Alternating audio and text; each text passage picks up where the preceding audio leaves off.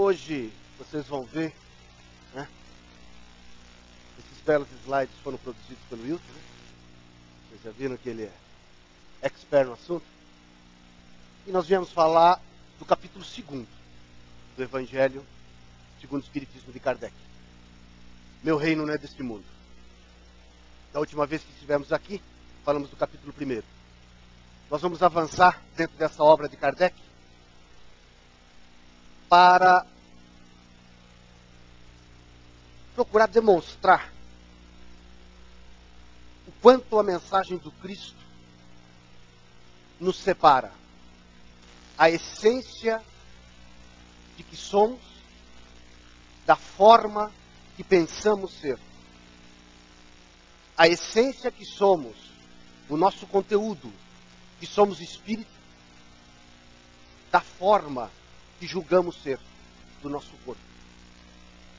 Quando o Cristo vem nos falar sobre o reino dele, ele está nos falando da vida espiritual, da verdadeira vida. Ele vem nos explicar que essa passagem que todos nós, espíritos encarnados, temos nesse planeta magnífico que é a Terra, é uma transição. É um período de aperfeiçoamento da nossa essência, que é o nosso espírito. Mas o Cristo, há 2000 anos, veio trazer essa mensagem extremamente evoluída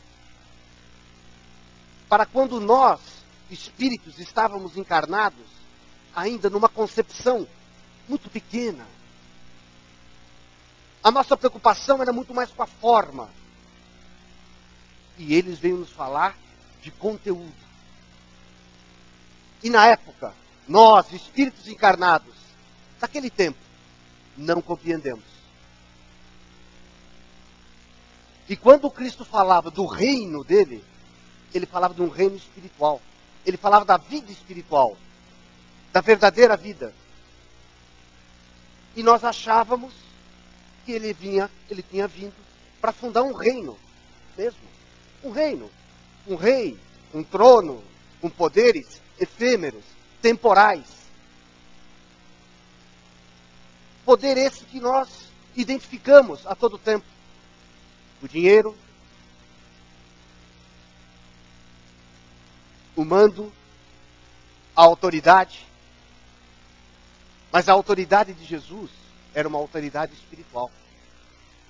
Os judeus da época não compreenderam e quiseram eliminá-lo de todas as formas. Até que levaram-no a Anás, depois a Caifás, que eram os grandes poderosos religiosos da época. Mas como era Páscoa, e a lei de Moisés proibia as execuções por parte dos judeus nessa época, eles levaram ao poder romano, ali estabelecido, no Império. E o governador da Judéia, na época, era Pilatos. Os judeus, querendo se vingar e eliminar o Cristo, levaram-no para Pilatos, sob a acusação de que ele era rei, que ele se intitulava rei dos judeus. Mas ali só existia um rei naquela época, que era César. E que, portanto, o Cristo estava afrontando César. E que, portanto, então, ele deveria ser levado a poder de César para ser julgado. Então levaram-no até Pilatos. E nesse momento, o Cristo trava esse diálogo com Pilatos. Pilatos pergunta-lhe: és o rei dos judeus? E o Cristo responde: meu reino não é deste mundo. Se o meu reino fosse deste mundo, a minha gente houvera combatido para impedir que eu caísse nas mãos dos judeus. É óbvio. É óbvio que seja assim. Se eu tivesse rei, eu teria súditos. Aonde estão os meus súditos aqui para impedir que tudo isso acontecesse?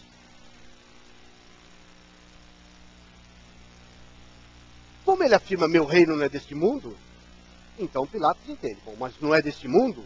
Você é rei em algum lugar. És, pois, rei? E Jesus responde: tu o dizes que sou rei. Nasci e vim para este mundo para dar testemunho da verdade. Aquele que pertence à verdade escuta a minha voz. Observem que todo o diálogo do Cristo tem uma essência muito profunda, que Pilatos não compreende. O que Pilatos compreende e respeita é o poder temporal, é o poder da matéria. E ele entende que Jesus absolutamente é culpado daquilo que o acusam. Mas mesmo assim, ele é crucificado. Essa história todos nós já conhecemos. Por quê? Porque essa mistura de poder temporal, essa mistura do poder material, estava muito vinculado à visão dos judeus da época. Os judeus acreditavam nos anjos. Para eles, seres privilegiados da criação. Para eles, Deus tinha criado os anjos, ou seja, criados já seres diferenciados. Seres puros. Essa é a visão que eles possuíam na época. E na verdade, nós observamos que todos nós, espíritos aqui, encarnados ou desencarnados, todos nós presentes nessa sala, nessa cidade, nesse país, nesse planeta, todos nós estamos destinados à lei do progresso, a evoluir eternamente. E isso envolve uma vontade, tanto no poder temporal, tanto na vida cotidiana, quanto na vida espiritual. Nós temos que ter uma vontade ativa para progredir. Mas não basta só ter vontade ativa. Nós temos que trabalhar intensamente, persistentemente, para que tenhamos o merecimento daquilo que buscamos. Portanto, Deus não cria seres privilegiados. Todos nós, um dia, seremos anjos. Todos nós, um dia, seremos espíritos de luz. Porque, através da nossa dedicação, através do nosso trabalho, da nossa persistência no bem, todos nós, um dia, seremos a luz do mundo, que o Cristo nos falou. Mas os judeus não entendiam dessa forma. Eles entendiam que obedecer a Deus era uma troca existente entre eles. A observância, ela seria recompensada com os bens terrenos, com a supremacia da nação judia, com as vitórias sobre os inimigos. Ou seja, a visão que esses espíritos encarnados tinham na época era uma visão de orgulho, de vaidade, de supremacia da nação sobre os demais. Mas não vamos nos enganar de achar que aqueles indivíduos, muito provavelmente, falo de mim ou de qualquer outra pessoa, poderíamos estar encarnados naquela época, naquele lugar, e pensávamos dessa forma. As calamidades públicas, as derrotas, eram castigos quando desobedeciam a lei de Deus. E hoje nós sabemos que Deus é extremamente misericordioso, não pune ninguém, não castiga ninguém. Nós simplesmente recebemos de volta aquilo que nós ofertamos para a vida. Mas veja como a visão do povo de Israel daquela época era uma visão imediatista, simplesmente vinculada a bens materiais. Confundiam as questões do espírito, a questão espiritual, com as questões materiais do dia a dia. Quais as recompensas que teriam em obedecer às leis divinas? Bens terrenos. Era um toma lá da cá. Era uma troca existente. Como se Deus estivesse submetido à nossa presunção de achar que poderíamos trocar as coisas com Ele, como se nós fôssemos os senhores do nosso destino. Quando, na verdade, todos nós estamos submetidos às leis de Deus. No Livro dos Espíritos, questão 1018, Kardec pergunta ao Espírito de Verdade: em que sentido se deve entender meu reino não é deste mundo? E o Espírito de Verdade responde: em sentido figurado. O Cristo queria dizer que não reina senão sobre os corações puros e desinteressados. Então a gente observa o reino que ele está falando. Não é nenhum reino material. Não é nenhum reino de poder efêmero. Não. É uma soberania sobre o Espírito. O que ele está dizendo é que quem me aceita como seu líder, como sua autoridade, são aqueles que compreendem a lei do amor, a lei da caridade, da fraternidade, da solidariedade. São conceitos de conteúdo, não de forma, não de casca, mas de essência.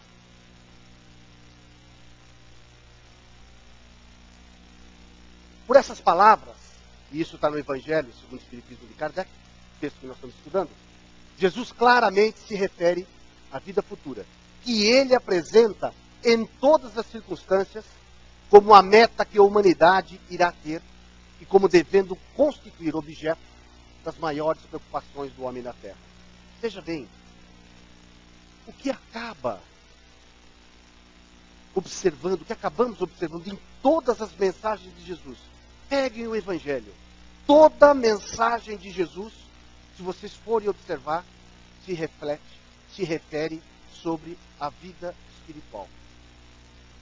Sempre ele está nos informando sobre algo que nos diz respeito como essência, como espíritos. E todas as atitudes, todas as orientações, todos os conselhos que ele nos dá, refletem-se na vida futura. Ou seja, servem para que moldemos o nosso comportamento nesta vida, para que os reflexos se apresentem na vida futura. E o Cristo era um sábio. O espírito mais evoluído que já encarnou nesse planeta. Por quê? Porque se na época ele tivesse tentado aprofundar mais essa questão da essência, aprofundar mais essa questão do espírito, nós, espíritos encarnados daquela época, não teríamos condição de compreender. É igual estar dirigindo um carro na estrada à noite e vem um indivíduo e joga aquele foco de farol alto no rosto da gente. Aquilo nos cega. A gente não consegue ver, não consegue visualizar. Essa seria a situação se o Cristo, naquela época, viesse trazer todas as informações que hoje estamos aqui discutindo. Era necessário que a humanidade amadurecesse. Era necessário que os espíritos encarnados aqui na Terra evoluíssem mais mentalmente, intelectualmente, moralmente até, para que pudessem compreender a mensagem extremamente avançada que ele veio nos trazer. O Cristo apresentou a vida futura como um princípio, uma lei de natureza, uma lei da natureza que age sobre todos nós. E todo cristão crê na vida futura, mas com uma ideia ainda muito vaga, incompleta, falsa ainda, em determinados pontos. Quem me conhece sabe o profundo respeito que possuo por todas as religiões. Mas nós ainda estamos envolvidos naquela visão da vida espiritual, situado em 3 pontos. Ou o céu, o purgatório, ou o inferno. Nós teríamos 3 opções depois de sair dessa vida material. Ou iríamos para o céu, ficar numa situação contemplativa, ao lado direito de Deus, usufruindo de um banquete espiritual, de visões beatíficas, ou iríamos para o purgatório, uma zona, uma região de extremo instável, dependendo de orações de outras pessoas, para que pudéssemos sair de lá, ou iríamos para o inferno, onde sofreríamos eternamente um fogo que nos queimaria, que nos traria imenso sofrimento por toda a eternidade. Se nós formos analisar isso com critério, com razão, até com crivo científico, e nos lembrar que Deus é Pai de misericórdia, amor, Uma situação dessa é incompatível com a justiça de Deus. Se nós, que somos seres imperfeitos, se nós, no dia a dia, não passamos para os nossos filhos algo que eles não possam fazer, que os fosse sobrecarregar, imagina Deus, que é perfeição, nos colocaria, por erros nós cometidos, a sofrer eternamente? Não. E ao mesmo tempo, o céu que nos foi o tempo todo apresentado é um céu beatífico. A primeira semana, com todo respeito, deve ser muito interessante. Mas depois do passar do tempo, ficar ali parado, observando as belezas. Obviamente, todos nós sentimos que a nossa necessidade é o quê? De sempre trabalhar, de sempre produzir. E é isso que a espiritualidade vem nos dizer, e veio nos dizer, através de todas as obras. Só Chico Xavier publicou mais de 400 obras, onde esses nossos irmãos, nós, espíritos e desencarnados, viemos, através da mediunidade de Chico e de outros escritores, informar o que há de real e de concreto na vida espiritual.